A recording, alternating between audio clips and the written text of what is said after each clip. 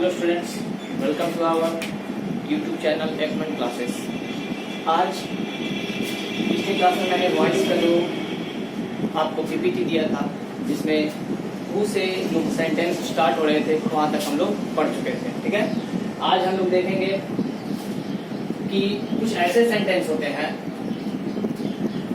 जिनमें ऑब्जेक्ट, उसका सब्जेक्ट या तो अंडरस्टूड होता है या फिर अननोन होता है।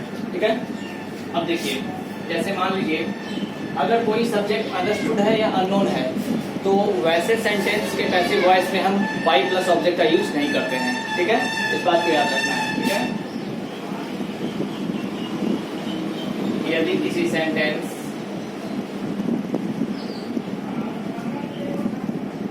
का सब्जेक्ट अंडरस्टूड यानी कि जाना हुआ या अननोन हो तो बाई प्लस ऑब्जेक्ट किसमें, पैसिव में use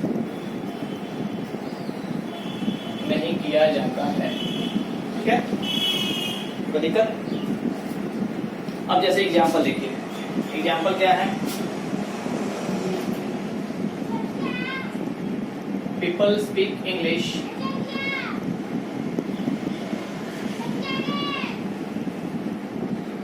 all over the world। ठीक है, ये हमारा एक्टिव सेंटेंस है। इसका जब पैसिव बनेगा तो क्या बनेगा? इंग्लिश इज स्पोकन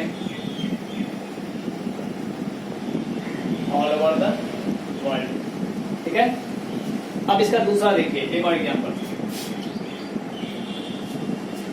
जैसे मान लीजिए लिखा हुआ है कि someone has stolen my watch। ठीक है, इसका जब पैसिव बनेगा तो क्या बनेगा? My watch has been stolen। Someone मतलब कोई, पता नहीं है, अननोन है। ठीक है, पीपल अंडरस्टूड है कि अगर इंग्लिश बोलेगा तो लोग ही बोलेगा। ठीक है, उसी तरह से अगर कोई सब्जेक्ट अंडरस्टूड या अननोन रहे तो उसको हम लोग पैसिव वॉइस में बाई प्लस ऑब्जेक्ट में नहीं ले जाते हैं। ठीक है, एक और एग्जांपल देख लीजिए। The police arrested the thieves. ठीक है, इसका पैसिव क्या बनेगा? The thieves were arrested by the police। नहीं लिखेंगे। ठीक है, क्लियर है? कोई दिक्कत?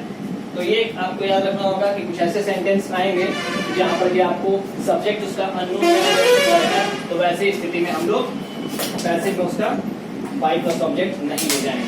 ठीक है,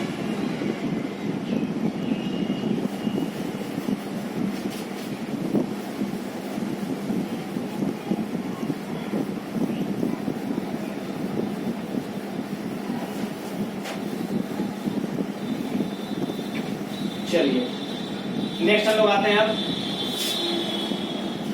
कुछ जो स्पेशल रूल होता है उसमें एक है आपका इंपरेटिव सेंटेंस।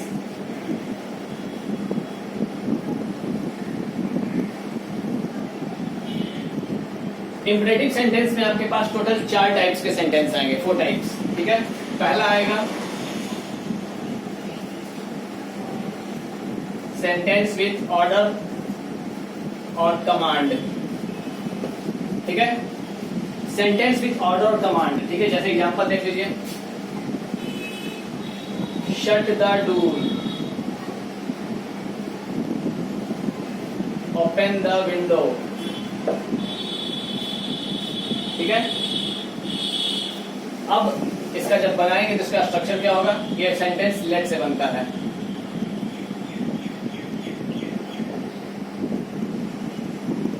ठीक है, ये जो हमारा शट द डोर है इसका क्या हो जाएगा? Let the door be shut. Open the window क्या होगा? Let the window be opened. ऐसा कोई भी सेंटेंस जो ऑर्डर या कमांड से रिलेटेड हो, जिसमें आदेश या निर्देश दिया गया हो, तो ऐसी स्थिति में हम लोग लेट से सेंटेंस को बनाते हैं। Let plus subject plus be plus V3, ठीक है। सेंटेंस V3 पे एंड हो जाता है। अब देखिए इसमें आपको एक चीज आएगा जहां पर कि आपको यू आर ऑर्डर टू लगाना होगा किसी किसी सेंटेंस में। उसका स्ट्रक्चर आपका हो जाएगा you are order to plus sentence जो आपका दिया हुआ है, ठीक है। जैसे एग्जांपल ले लीजिए,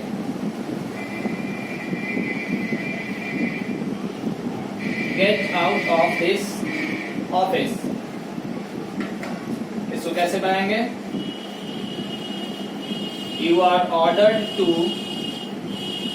get out of this office. Clear है? तो दो तरह से बन सकता है, यू आर ऑर्डर टू से और लेट से। जनरली ऐसा ही बनता है, ठीक है। कुछ कुछ सेंटेंस ऐसा आएगा जो कि लेट में पुट नहीं होगा, तो वहां पर हम लोग यू आर ऑर्डर टू का यूज करेंगे। क्लियर है? ये हमारा पहला था सेंटेंस विद ऑर्डर और कमांड।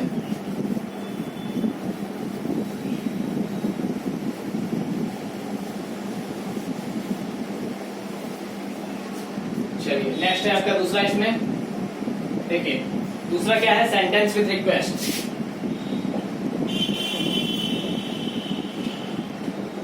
जिसमें कि आग्रह, विनम्रता, ये सब सेंस आता है, ठीक है। सेंटेंस विथ रिक्वेस्ट को जो बनाने का तरीका होता है उसका स्ट्रक्चर होता है you are requested to, you are requested to plus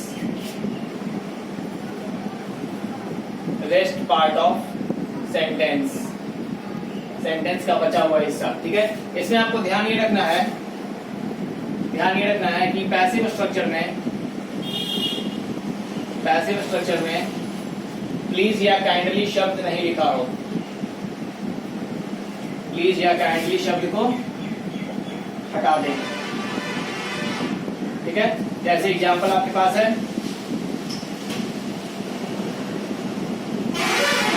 please give me your book, ठीक है। अब इसका जो पैसिव बनेगा वो क्या बनेगा? यू आर रिक्वेस्टेड टू, उसके बाद प्लीज हट जाएगा, गिव मी योर बुक हमारा रेस्ट पार्ट ऑफ सेंटेंस हो गया, उसको लिख देना है। बहुत ही आसान चीज है। इंपरेटिव सेंटेंस बहुत ही आसान है, ठीक है। जैसे मान लो लिखा हुआ है काइंडली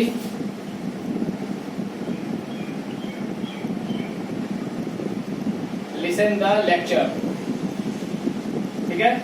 अब इसका जो आपको बनाना होगा पैसिव, क्या बनाइएगा? You are requested to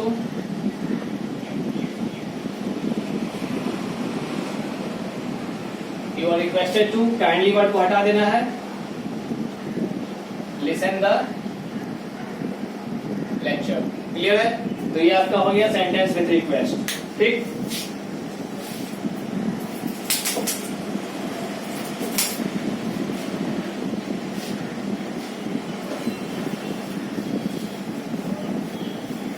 imperative sentence बहुत ही आसान है, कोई इसमें ज्यादा कुछ नहीं करना है। पहला जो आपको ऑर्डर से बताए थे उसमें आप लेट का यूज करें, let plus subject plus be plus V3। अगर आवश्यकता पड़े तो यू आर ऑर्डर टू का यूज करना है, आवश्यकता नहीं पड़े तो नहीं करना है, ठीक है। दूसरा आपको रिक्वेस्ट का बताया गया, इसमें आपको सिंपल सा structure you are requested to. ध्यान रखना है सिर्फ ये कि प्लीज या काइंडली वर्ड को पैसिव में नहीं लिखना है, तो सिर्फ एक्टिव में रहेगा, ठीक है। क्लियर है? अब आपको तीसरा बताया जाता है, तीसरा है सेंटेंस विथ एडवाइस।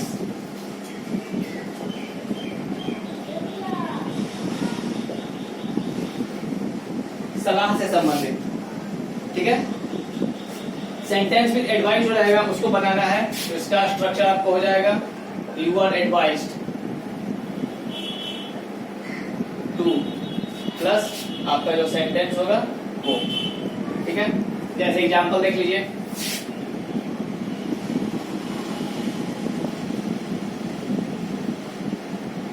एग्जाम्पल को एक ले लीजिए एडवाइस का, जैसे टेक मेडिसिन रेगुलरली। आपको कोई सलाह दे रहा है कि दवा समय पर लो, ठीक है। क्या बनेगा? You are advised to take medicine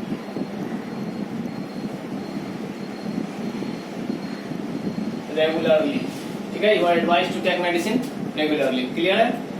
अब देखिए वैसे ही कोई भी आपको मान लीजिए लिखा हुआ है consult the doctor, you are advise to consult the doctor, बस यू एडवाइज टू लिखना है और बाकी वही सेंटेंस को उतारते हैं जो आपके पास आएगा सेंटेंस। ठीक है, इसमें देखिए चौथा जो आपका है वो है sentence with suggestion.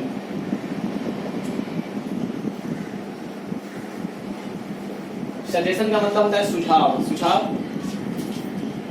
Sentence with suggestion के लिए जो आपके पास स्ट्रक्चर होगा वो होगा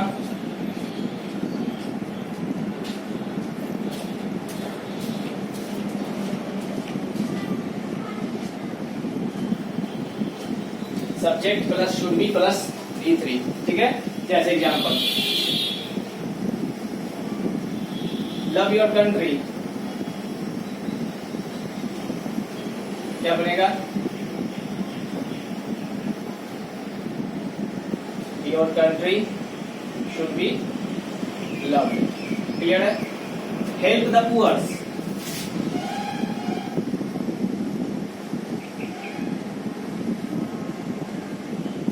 क्या बनेगा इसका? The poors should be helped. Clear है? कोई दिक्कत?